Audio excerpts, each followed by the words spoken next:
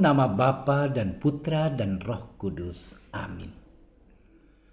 Allah yang Maha Kuasa, Engkau telah memberi kami sabdamu sebagai lampu penuntun langkah kami dan obor penyuluh jalan kami. Lewat Roh-Mu yang kudus, berikanlah kami telinga yang rela mendengarkan dan hati yang ingin tahu kehendak-Mu, supaya kami dapat menikmati sukacita dalam firman-Mu. Demi Kristus, sabda-Mu yang hidup dan berkuasa bersama Dikau dan Roh Kudus, kini dan sepanjang segala masa. Amin.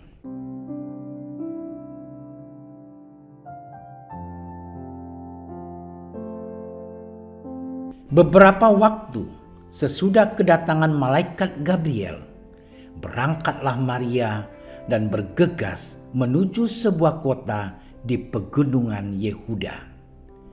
Di situ ia masuk ke rumah Zakaria dan memberi salam kepada Elisabet. Dan ketika Elisabet mendengar salam Maria, melonjaklah anak yang di dalam rahimnya.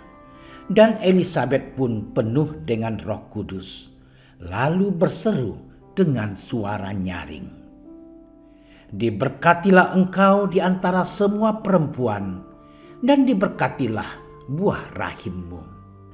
Siapakah aku ini sampai ibu Tuhanku datang mengunjungi aku? Sebab sesungguhnya ketika salammu sampai kepada telingaku, anak yang di dalam rahimku melonjak kegirangan. Dan berbahagialah ia yang telah percaya, sebab apa yang dikatakan kepadanya dari Tuhan akan terlaksana." Demikianlah sabda Tuhan.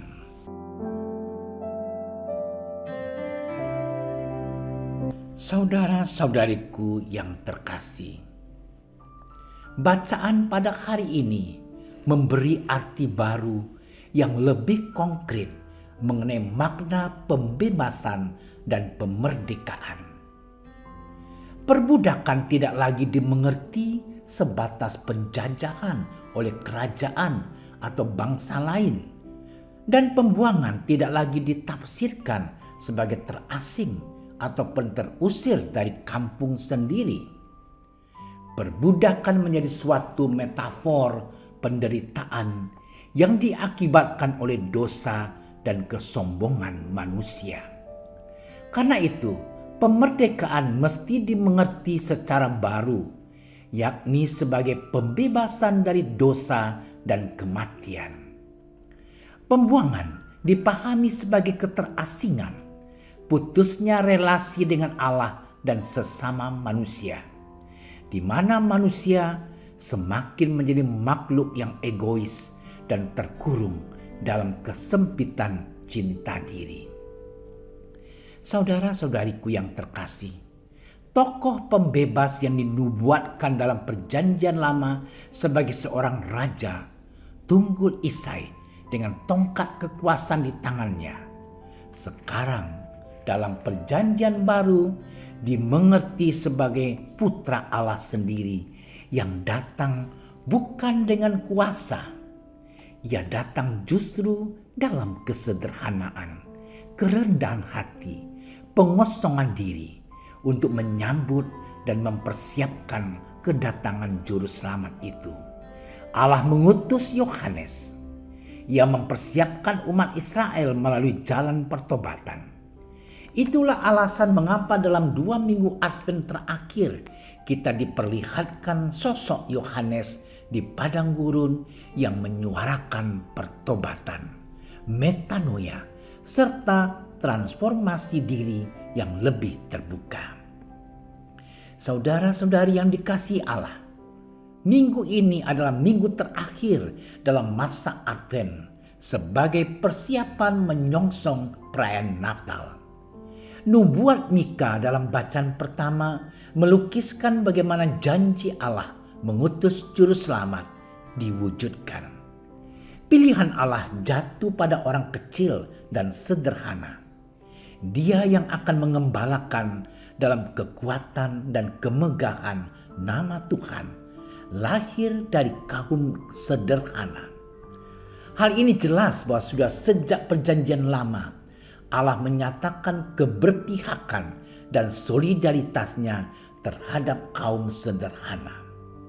Tetapi siapa yang menduga bahwa Bethlehem, kampung yang sederhana itu, justru melahirkan juru selamat manusia?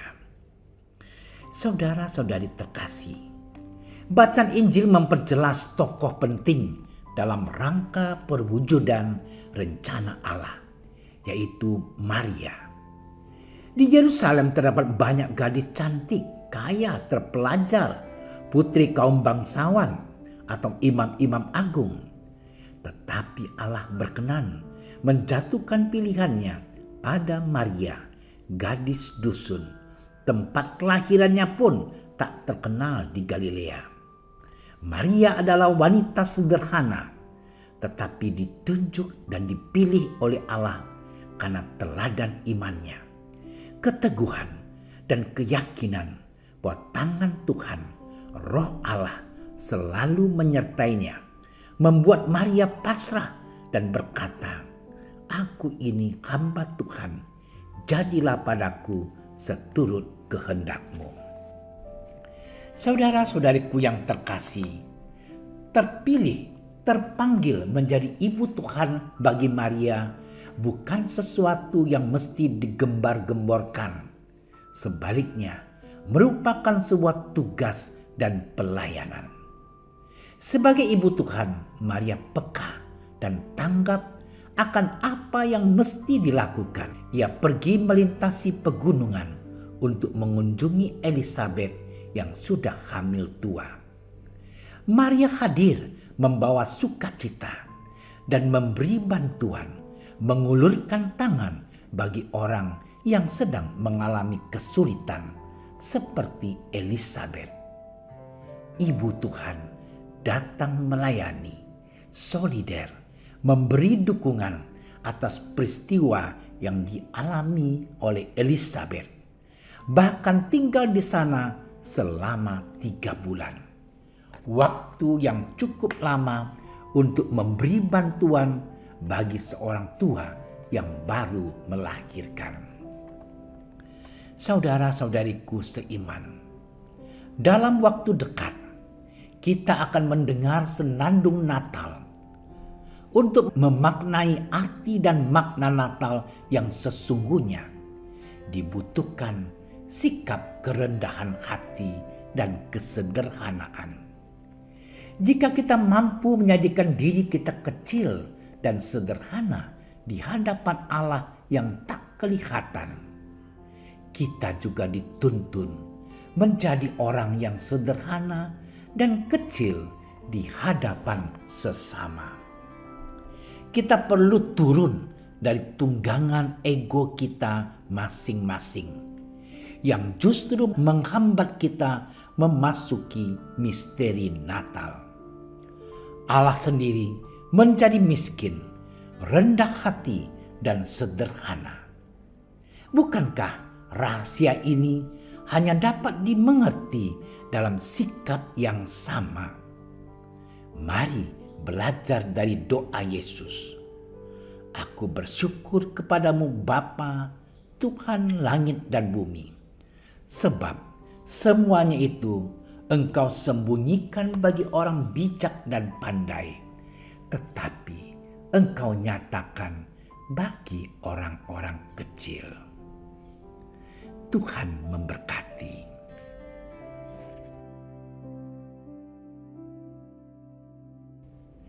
Ya Tuhan yang Maha Rahim, ampunilah kami. Kami sadar bahwa selama ini kami berlaku angkuh di hadapan-Mu karena membiarkan diri kami berdosa. Kami terlalu nyaman menunggangi keegoan kami, terlena dalam kenikmatan duniawi yang bersifat sesaat.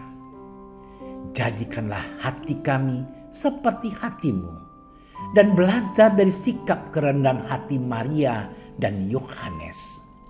Dengan sikap itu, kami mampu menyiapkan diri untuk menyongsong kehadiran Sang Penebus dan Juru Selamat di dalam hati dan kehidupan kami. Engkau kami muliakan, kini dan sepanjang segala masa. Amin. Dalam nama Bapa dan Putra dan Roh Kudus. Amin.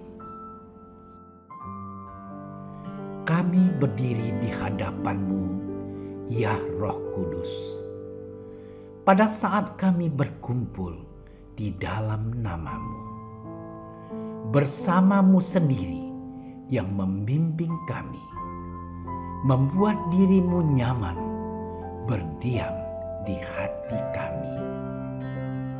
Ajarilah kami jalan yang harus kami tempuh dan bagaimana kami harus mengikuti jalan itu. Kami lemah dan berdosa. Jangan biarkan kami mendukung kekacauan. Jangan biarkan kebodohan menuntun kami ke jalan yang salah. Jangan pula keberpihakan mempengaruhi tindakan-tindakan kami. Kiranya kami menemukan di dalam Engkau kesatuan kami, agar kami boleh berjalan bersama menuju kehidupan abadi dan tidak menyimpang dari jalan kebenaran dan apa yang benar. Semua ini kami mohon kepadamu yang berkarya di setiap tempat dan waktu dalam persekutuan dengan Bapa dan Putra untuk selama-lamanya. Amin. Bapa kami yang ada di surga, dimuliakanlah nama-Mu. Datanglah kerajaan-Mu. Jadilah kehendak-Mu di atas bumi seperti di dalam surga. Berilah kami rezeki pada hari ini, dan ampunilah kesalahan kami, seperti kami pun mengampuni yang bersalah kepada kami. Dan janganlah masukkan kami ke dalam percobaan, tetapi bebaskanlah kami dari yang jahat. Amin. Salam Maria, penuh rahmat, Tuhan sertamu. Terpujilah engkau di antara wanita, dan terpujilah buah tubuhmu Yesus. Santa Maria, Bunda Allah, doakanlah kami yang berdosa ini, sekarang dan waktu kami mati. Amin. Kemuliaan kepada Bapa dan Putra dan Roh Kudus, seperti pada permulaan, sekarang, selalu, dan sepanjang segala masa. Amin. Terima kasih sudah menyaksikan renungan hari ini. Jangan lupa like, subscribe, dan aktifkan tombol loncengnya agar Anda yang pertama mendapatkan notifikasi updatean renungan harian dari Komsos Keuskupan Padang. Dan bagikan ke sosial media agar saudara-saudara kita dapat mendengarkan dan merenungkan firman Tuhan.